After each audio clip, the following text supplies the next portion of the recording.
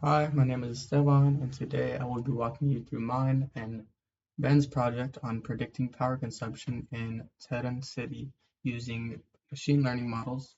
This project explores weather data and power usage to build predictive models that can help optimize energy management. The project aims to analyze predicted power consumption across the three zones,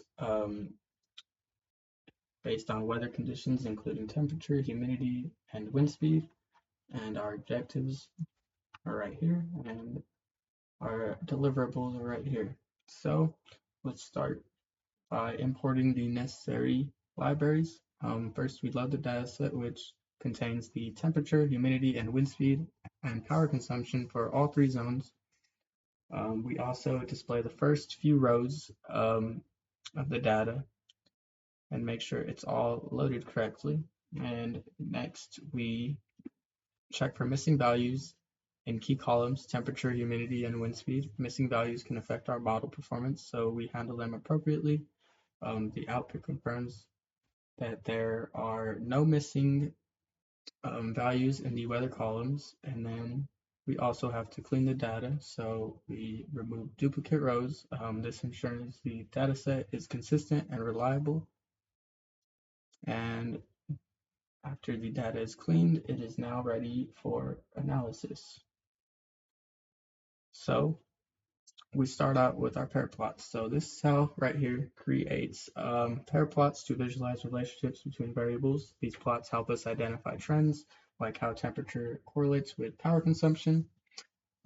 So for example, we see a positive trend between temperature and power consumption for zone 1. Um,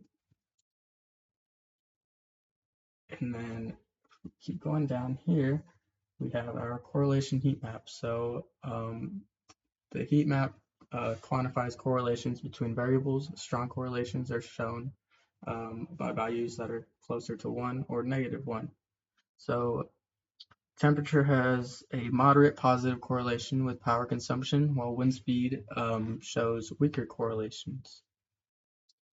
So now if we go down, we go to our time series visualization. So here we plot power consumption over time for each zone. This helps us identify seasonal patterns. And you could see right here through the plot, zone 1 it consistently consumes way more power than zones 2 and 3. As you can see, zone 1 is in blue, and zone 2 and 3 are in orange and green. And the reason that zone 1 consumes more is likely due to higher demand or some type of industrial activity. So next, we go over to our model building.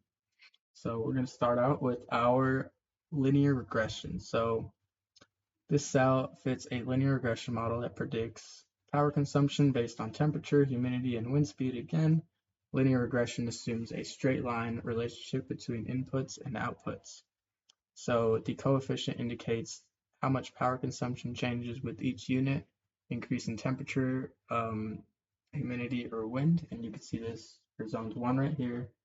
Next down here for zones 2, and then finally for zones 3. And next down here we have our polynomial regression models. So we build our polynomial regression model by adding quadratic terms. This allows the model to capture more complex relationships. So you can see the polynomial model is more flexible and it can fit nonlinear trends into the data. And again, we did this for zones 1, zones 2, and zones 3. And then down here we go to our predictions. So this cell calculates predictions for both the linear and polynomial models. These predictions will later be evaluated to compare the model's accuracy. Both models produce predictions that align closely with actual power consumption. And then you can see this code right here compares the MAE between the two models, and this code helps visualize the actual power versus the predicted by our models. So we can see this cell calculates the predictions for both the linear and polynomial models and compares the models and their accuracy. So you can see right here, both models produce predictions that align closely with the actual power consumption. And then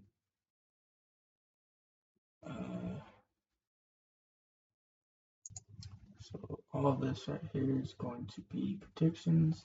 This code uses the above conditions and models we built to predict the power consumption. You can see all of this, and then right here it prints all of our both the polynomial model coefficients. So you can see the linear model coefficient and the polynomial model coefficient. And right here is a user prediction. So right here you can input any temperature, humidity, or wind speed that you want. So for example, I put in 22.5 degrees Celsius, 70% humidity, and 2 meters per second of wind speed, and this turned out to be 34,129 for the linear model and 30,969 for the polynomial model. And then if you come down here, we have our model evaluation. So residuals are the difference between actual and predicted values. Analyzing residuals helps us assess model performance. So the residual plot shows that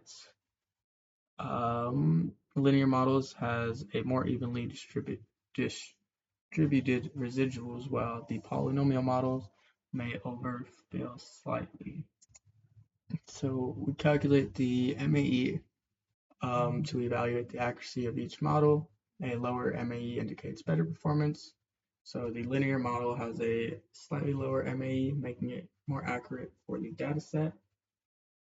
You can see this for both models right here. And if we keep going down, we have our final conclusions down here. So to summarize, both models predict power consumption accurately, with the linear model performing slightly better on this data set.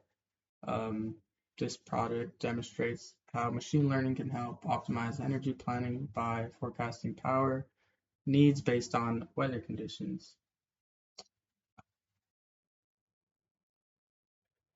Let's see, keep going down. We have our final conclusions. The linear regression model performs slightly better with a lower MAE and simpler integrations.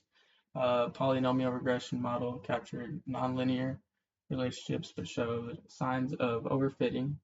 For practical applications, the linear regression model is recommended due to robustness and computational efficiency.